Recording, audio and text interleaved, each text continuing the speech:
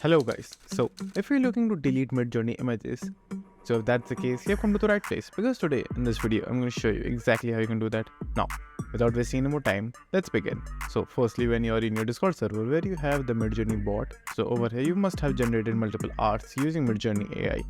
Now, to delete the art that you have generated from Midjourney, it's a very simple task. So if it is in still 4 variant version or an upscaled version, you can delete both of them.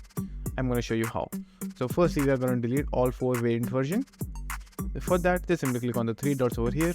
After hovering over the image, you'll find this option over here. Click on the 3 dots, delete message. Then again, click on delete.